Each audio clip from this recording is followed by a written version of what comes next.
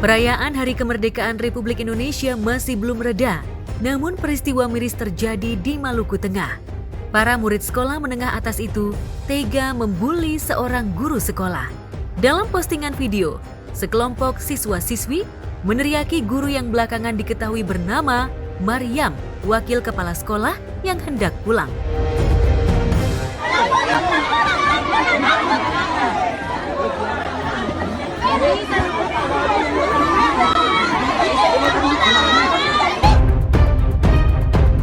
Bukan hanya berteriak, salah satu murid bahkan mengambil kunci motor milik guru itu hingga sang guru memohon untuk dikembalikan kunci motornya.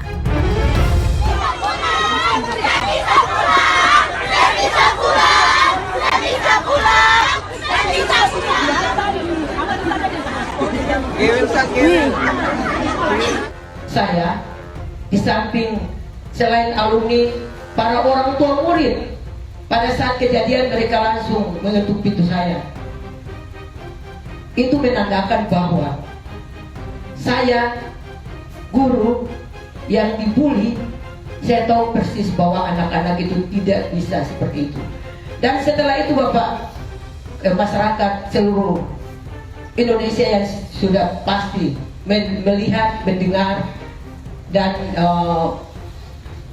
melihat acara ini, saya tahu pasti bahwa anak-anak kami itu tidak akan seperti itu tanpa bantuan dari pihak-pihak yang berkepentingan.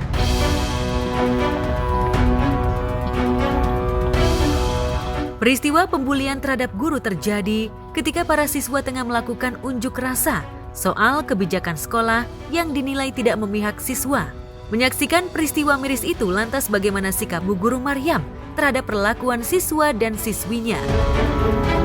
Oh, menangislah, kan kau juga manusia. Mana ada yang bisa berlarut-larut, berpura-pura sempurna. Jadi ini satu, berarti dicari oknum di balik terjadinya dan ditindak tegas. Yang berikut yang kedua, siswa yang ikut serta itu pasti sanksinya itu sanksi sekolah. Karena sekolah ini kan kita tidak bisa siswa itu dilemparkan ke luar untuk sanksi dari luar, tidak bisa. Karena kita di sekolah ini ada kode etik. Nah, ada tata tertib di sekolah ini. Yang tata tertib itu apabila siswa itu dia berbuat yang tidak sesuai dengan tata tertib, berarti pasti ada sanksinya. Itu. Yang ketiga, itu akan diklarifikasi. Jadi segera setelah dapat langsung diklarifikasi bahwa oknum ini yang ini, lalu siswanya, lalu secara live untuk permintaan maaf. Supaya wajib minta maaf. Supaya hal yang ada di publik itu sekalian dengan ibu punya nama baik. Betul. Karena masalah itu nama sekolah. Viralnya ibu tidak bikin kejahatan atau mimpi atau yang lain. Ibu tidak pernah seperti itu, hanya ini karena ada masalah pergantian saja yang menyebabkan hal demikian. Nah, itu intinya saja. Jadi sampai viral itu seperti itu. Jadi ibu berharap alumni dong, kalau sayang ibu berarti ingat kita tetap seperti yang ibu sudah bilang. Kita harus harus hati itu berbesar hati. Toh?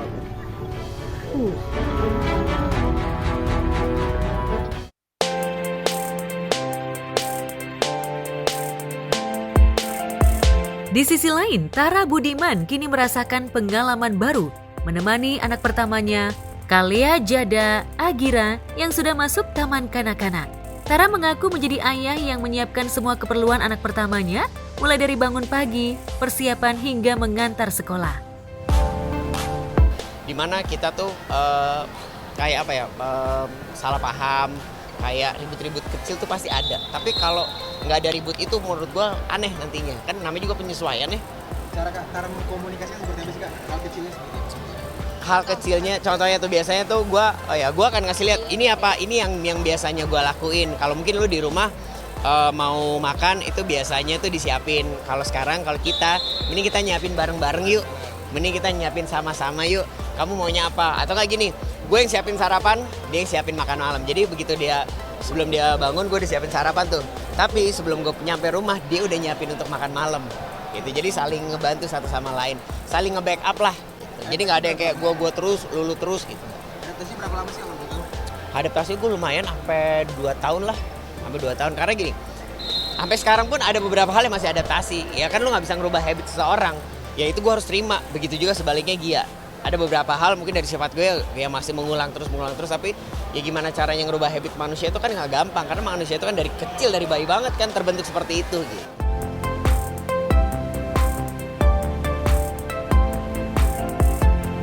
Pada kesempatan itu, Tara mengungkapkan jika situasi sekolah anak zaman sekarang dianggapnya lebih rumit. Itu sebabnya suami Gia Sadika itu perlu menyiapkan mental anak termasuk dirinya. Lantas jam berapa Tara mulai beraksi untuk menyiapkan anaknya masuk sekolah? Dia mau minta apapun, nyari baju aja dia tinggal nunjuk orang. Nah sedangkan sekarang baju dulu harus udah rapiin sendiri.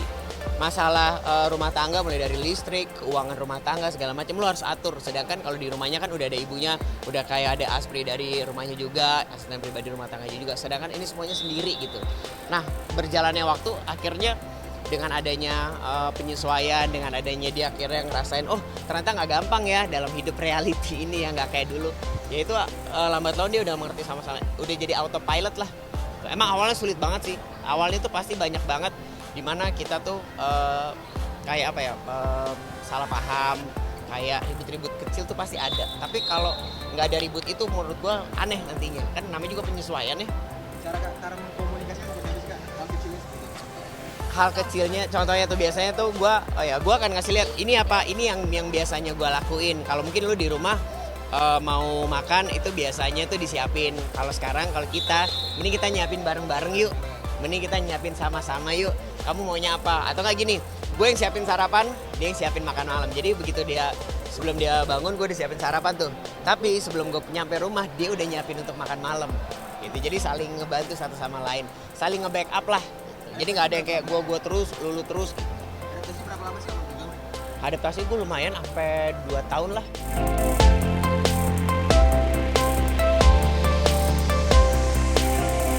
Tara mengungkapkan jika ia dan Gia memang berbagi tugas soal merawat anak. Keduanya juga sering bergantian menjaga anak-anak. Itu sebabnya mereka sengaja berkumpul ketika ada waktu luang alias pada saat libur.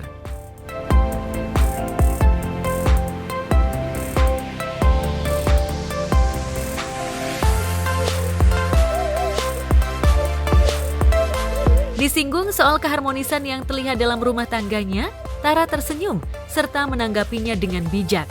Tara merasa bangga karena ia dan istri sekarang mulai belajar mandiri, termasuk mengurus rumah tangga mereka setelah belajar mandiri dengan keras selama 2 tahun lebih. Ketika ada masalah, quality time tuh menjawab semuanya gitu. Karena ya gak bisa dipungkirin yang namanya nyatuin 2 kepala itu kan sulit banget. Ketika lagi ada masalah yang kadang-kadang gue gak suka, gue gak bisa tuh nabrakin langsung. Kita harus tahu karakter masing-masing, kita harus punya toleransi. Dimana sebenarnya kadang-kadang cowok tuh kalau misalnya istri marah, pengennya marah balik. Begitu juga sebaliknya cewek kalau suaminya lagi capek, pengen minta perhatian, kadang-kadang selalu ngambek segala macam. Nah dalam sebuah hubungan tuh harus ada toleransi itu dan harus saling mengerti satu sama lain, itu tuh yang penting. Apalagi ketika ada masalah, quality time tuh menjawab semuanya gitu. Karena ya gak bisa dipungkirin yang namanya nyatuin 2 kepala itu kan sulit banget. Ketika lagi ada masalah yang kadang-kadang gue gak suka, gue gak bisa tuh nabrakin langsung. Kita harus tahu karakter masing-masing, kita harus punya toleransi. Dimana sebenarnya kadang-kadang cowok tuh kalau misalnya istri marah, pengennya marah balik. Begitu juga sebaliknya cewek kalau suaminya lagi capek, pengen minta perhatian, kadang-kadang selalu ngambek segala macam. Nah dalam sebuah hubungan tuh harus ada toleransi itu dan harus saling mengerti satu sama lain, itu tuh yang penting. Tapi biasanya yang sering mengalah itu siapa sih? Biasanya dua-duanya sih gue kayak kadang-kadang ada waktunya gue egois, kadang-kadang ada waktunya dia juga egois gitu. Yang namanya pasangan tuh kan kadang-kadang punya waktu dimana kita juga pengen diperhatiin, kita pengen, apalagi ketika badan capek ya, salah satu tuh harus aware lah. Ketika salah satu itu tidak aware, yang ada tuh pasti akan ribut-ribut terus.